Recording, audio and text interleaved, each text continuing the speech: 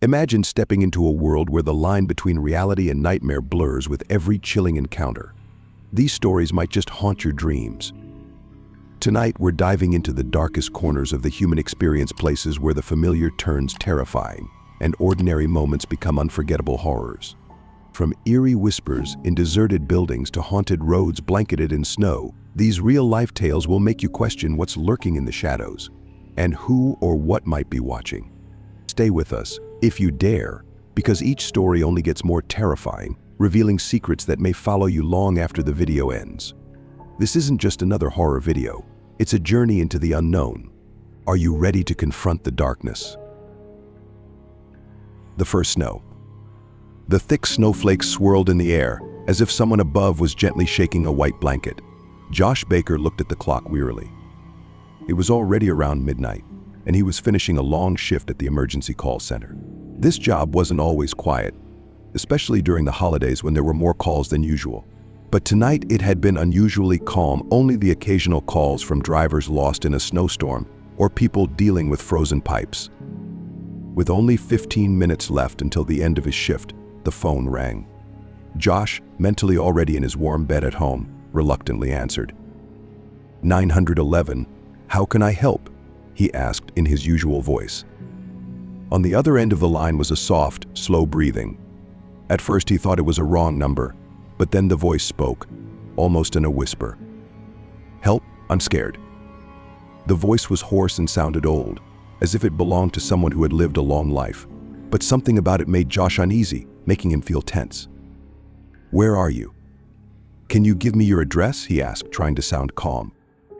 My street is Long Hill Road, the voice said slowly, as though the person was struggling to speak. Long Hill Road was on the outskirts of town and had been abandoned for years. Josh was surprised to hear that address. What's happening? Why are you scared? He asked, trying to gather more information.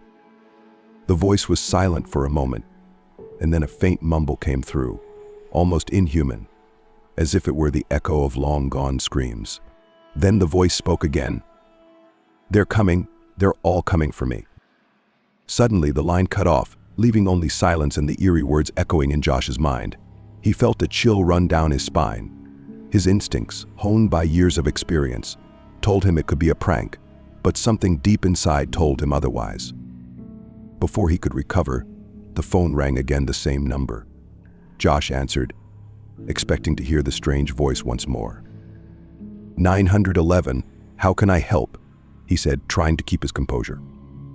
There was silence at first. Then, suddenly, a woman screamed loud and clear, as if someone were shouting directly into the receiver. The scream was sharp, desperate, and full of pain. Josh flinched, and his heart skipped a beat. It was a scream of fear, or something much more sinister. He struggled to keep his voice steady and tried to speak over the noise. Give me your name. How can I help?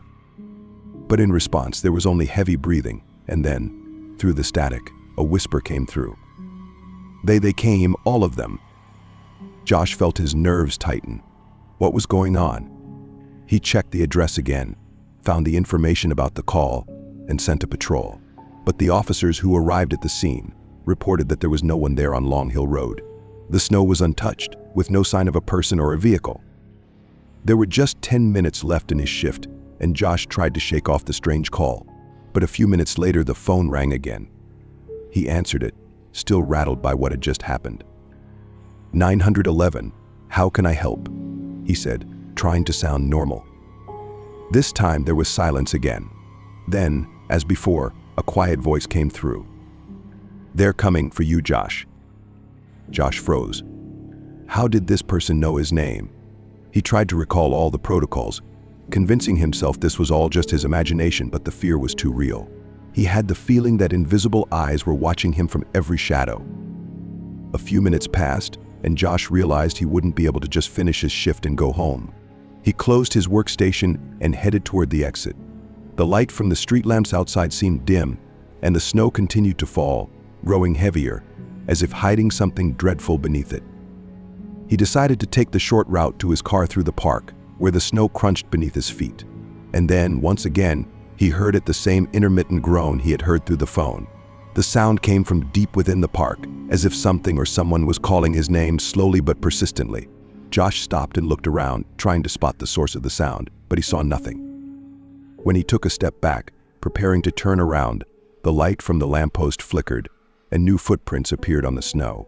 They led toward the trees, and then vanished into the darkness as if someone had disappeared into thin air. His heart raced and he hurried toward his car, but he still felt as if he were being followed. The footsteps seemed to echo behind him.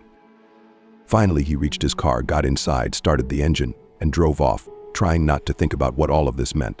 But the fear remained inside him, his fingers trembling on the steering wheel, and it felt like there was something or someone watching him from the shadows of the back seat. When Josh finally got home, he locked the door and tried to put it all out of his mind. But the next morning, when he checked his phone, he saw a missed call. The number was the same. The last call. It was a late autumn night, and the clock in the dimly lit security room showed 3 a.m. Sam, an experienced security guard, was halfway through his shift. His job was routine, mostly quiet nights, brief patrols of the building, and coffee to keep himself awake. He liked the solitude and the peace of the night shift. But something felt off tonight. An unexplainable tension hung in the air. Sam sipped his coffee, trying to shake off the drowsiness, when the phone rang. It was strange, because the phone was usually silent at this hour. He picked it up, expecting to hear from a late shift colleague, but instead, there was silence on the other end of the line. "Hello?" Sam asked. There was no response, just a faint, static noise, like a distant wind crackling through dry leaves. He was about to hang up when he heard a voice, barely a whisper. "Help me, please." The voice was that of a young woman, weak and barely audible. Sam's heart skipped a beat. He pressed the phone closer to his ear. "Where are you? What's happening?" he asked, trying to keep his voice calm. For a few moments there was silence again. Then, the voice whispered once more, "They're here. They're coming for me." The line went dead. Sam sat there stunned, with the phone still pressed to his ear. He couldn't shake the feeling that something was terribly wrong. He quickly checked the number that had called, but the screen showed unknown. Despite his better judgment, Sam decided to check the security cameras. He scanned the empty hallways and the building's parking lot. Nothing unusual. Everything was quiet, as it always was. But just as he was about to give up, a movement caught his eye on one of the screens. There, in the far corner of the parking lot, barely visible in the dim light, stood a figure, a woman. She wore a long white dress, and her hair hung down, obscuring her face. She stood perfectly still, facing the building. Sam felt a shiver run down his spine. He looked closer, trying to make out more details, but the image was grainy, and the shadows seemed to blur her outline. He tried switching to a closer camera, but when he returned to the original view, the woman was gone. He took a deep breath, telling himself it was just a trick of the light. But deep down, he couldn't shake the eerie feeling that lingered. He settled back into his chair, trying to ignore the unease, when the phone rang again. This time, he hesitated before picking up. Slowly, he raised the receiver to his ear. "Hello?" Once again, there was silence, followed by the same whisper, "Please help." Sam's skin prickled with fear. He forced himself to respond, his voice barely steady. "Tell me where you are. I can come to help you." The line crackled, and the woman's voice sounded more desperate. "They're coming, they won't let me leave." The call cut out once more, leaving only static in its wake. Sam's instincts screamed at him to leave the building, but his curiosity and duty as a security guard compelled him to check outside. He grabbed his flashlight and headed towards the parking lot, his footsteps echoing through the empty hallways. As he stepped out into the cold night air, the silence was almost deafening. The parking lot was empty, save for a few cars and the dim glow of the streetlights, casting long shadows across the asphalt. He scanned the area with his flashlight, but there was no sign of anyone. Just as he was about to turn back, he heard a faint sound, a whisper carried by the wind. It was coming from the far end of the lot, where he'd seen the figure on the camera. Gathering his courage, he walked towards the sound. When he reached the spot, he found a phone lying on the ground. It was old, almost antique, with a cracked screen and buttons instead of a touchscreen. It looked like it had been there for years, covered in a thin layer of dust. Yet it was warm to the touch, as if someone had just used it. As Sam picked up the phone, he heard the same desperate whisper from before, but now it was right next to him. "Please, they're coming. Don't let them take me." The voice seemed to come from within his mind, reverberating inside his skull. He stumbled backward, dropping the phone, which shattered into pieces on the pavement. The whispers faded, but a sense of dread settled over him like a heavy fog. He turned to leave, heart pounding, but as he reached the entrance to the building, he froze. Standing in the doorway, bathed in the dim light of the security room, was the woman in white. Her head was tilted at an unnatural angle, her eyes wide with terror. "Help me," she whispered, her voice barely audible but filled with an unspeakable sadness. Sam felt paralyzed, unable to move or look away. The woman took a step towards him, her face contorting with fear and pain. "They won't let me go, they're coming for you too." With those final words, the woman dissolved into the shadows, leaving only a cold, hollow silence in her wake. Sam stumbled back inside, locking the door behind him. He returned to the security room, shaken and unable to process what had just happened. He tried to call his supervisor, but the line was dead. The cameras now showed nothing unusual, just the same empty hallways and parking lot. He sat down, trying to steady his breathing, when he noticed something on his desk, an old, cracked phone, identical to the one he'd seen outside. It lay there silently, as if it had always been there, waiting for him. Suddenly, it began to ring. The neighbor from apartment 13. When Emma moved into her new apartment, she was thrilled. It was a cozy building, only a few floors, and most of the tenants seemed quiet and friendly. She was glad to leave behind her hectic old life and finally settle somewhere peaceful. But soon, Emma began noticing strange things in her new home. Her apartment was on the second floor, directly across from apartment 13. From her first day there, she felt uneasy whenever she passed by it. Apartment 13 looked abandoned, its door was old and scratched, the paint peeling off, and the number 13 was barely visible. Yet Emma often heard faint noises coming from inside, quiet, shuffling footsteps, and sometimes, in the dead of night, whispers that made the hairs on the back of her neck stand up. One evening, after a particularly long day at work, Emma was getting her mail when she noticed an elderly woman staring at her from the end of the hallway. The woman looked frail, with long gray hair that fell messily around her shoulders, and her clothes were worn and wrinkled. She stood there, watching Emma, her eyes wide and unblinking. Emma tried to smile politely, but the woman's expression remained cold and unreadable. "Are you the new tenant?" the woman finally asked, her voice hoarse. Emma nodded. "Yes, I just moved into apartment 14. The elderly woman's gaze shifted slightly toward apartment 13, and her face twisted in discomfort. "Stay away from that place," she muttered, her voice barely above a whisper. Emma felt a chill. "Why?" she asked, curious but also unnerved. The woman's eyes grew distant. "Strange things happen there. You hear things you shouldn't." She paused, then added, "No one has lived there for years." Before Emma could ask more, the woman turned and disappeared down the stairwell, leaving Emma alone in the dimly lit hallway. Shaking off the encounter, Emma returned to her apartment, but the words stayed with her, echoing in her mind. That night, she was woken up by a soft, rhythmic knocking. It seemed to come from the wall shared with apartment 13. Emma listened, her heart beating fast, but eventually the knocking stopped, leaving an unsettling silence. Over the next few nights, the sounds continued: footsteps, whispers, and that steady knocking, always from the direction of apartment 13. Emma tried to convince herself it was just her imagination, but the noises grew louder and more frequent. One night, unable to ignore it any longer, Emma decided to investigate. She waited until late, hoping the building would be quiet, then stepped out into the hallway. Apartment 13's door looked even more foreboding in the dim hallway light. Taking a deep breath, she knocked lightly. There was no response. She knocked again, a bit louder this time, but the silence persisted. Just as she turned to leave, she heard a faint scratching sound from the other side of the door, like fingernails scraping against wood. The sound sent chills down her spine. She backed away, intending to return to her apartment, when she heard a whisper, soft, almost pleading. "Help me."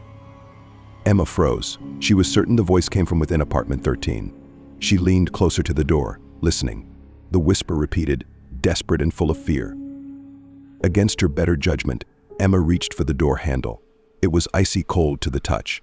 She turned it, expecting it to be locked, but to her surprise, the door creaked open slowly, revealing a dark, empty room beyond. The smell inside was overwhelming, a mixture of dust, mold, and something foul like rotting meat. Emma hesitated, but something compelled her to step inside. The room was pitch black, but as her eyes adjusted, she could make out the vague shapes of furniture covered in white sheets. The air was thick, as if it hadn't been disturbed in years. She took a few steps further, her footsteps echoing unnaturally in the silence. "Hello?" she called out softly, her voice trembling. In response, she heard a faint shuffle, like someone moving slowly across the floor. Her heart pounded as she turned, searching the darkness. Then she saw a figure standing in the corner, barely visible in the shadows. It was a woman, her hair long and tangled, her clothes tattered. She stared at Emma with empty, hollow eyes, her face pale and expressionless. Emma couldn't move, paralyzed by fear as the woman took a slow step forward. "Help me," the figure whispered, her voice filled with despair.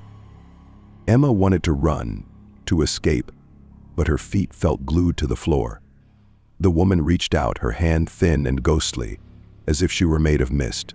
Just as her fingers were about to touch Emma, a sudden gust of cold air swept through the room, and the woman vanished, leaving only silence. Emma stumbled out of apartment 13, slamming the door behind her. She ran back to her apartment, locking the door and trying to calm her racing heart. She barely slept that night, haunted by the woman's empty gaze and pleading voice. The next morning, Emma decided to ask her neighbors about the apartment. But when she brought it up, they all reacted the same way, with fear, confusion, and an unspoken agreement to avoid the subject. A few days later, the elderly woman she had seen before approached her again. "Did you go into apartment 13? She asked, her voice full of warning. Emma hesitated, then nodded. The woman's face turned pale. "That apartment has been empty since she died," she whispered. "The previous tenant, she never left. Her spirit lingers, waiting for someone to free her." Emma felt a shiver run down her spine. After that conversation, Emma avoided apartment 13 entirely, but the knocking, the whispers, and the shuffling sounds never stopped. It was as if the woman from apartment 13 was always there, watching and waiting, hoping that someday someone would finally set her free. Voices in the snow. The winter storm was relentless, burying the city under layers of fresh snow. That night, David was driving back from a business trip, his car struggling through the blizzard. The snow-covered road stretched out like an endless white void, and the headlights barely cut through the thick wall of snowflakes. As he drove along the deserted road, his thoughts drifted to his wife and daughter, waiting for him at home. He just wanted to get back safely, away from this lonely stretch of road. The radio was dead, picking up only static, and the silence around him was deafening. Suddenly, his car jolted as if it had hit something. David slammed on the brakes, his heart racing. He stopped the car and peered through the windshield, but all he could see was a wall of swirling snow. Reluctantly, he put on his coat and stepped outside. The freezing wind bit into his skin as he walked around the car, searching for any sign of what he might have hit. But there was nothing, no tracks, no damage to the car, and no sign of life. It was as if the snow itself had played a cruel trick on him. Just as he was about to get back into the car, he heard a faint voice carried by the wind. "Help, please." David froze, straining to hear over the howling storm. The voice sounded distant, almost like a whisper, but it was unmistakably human. He turned, trying to pinpoint its direction, but the snow obscured everything. "Is someone there?" he called out, his voice swallowed by the storm. Silence. Then, after a few moments, the voice came again, clearer this time. "Help, I'm lost." David hesitated. He knew it was dangerous to wander off in a storm like this, but the voice sounded so desperate. Against his better judgment, he took a few steps into the snow, following the faint sound.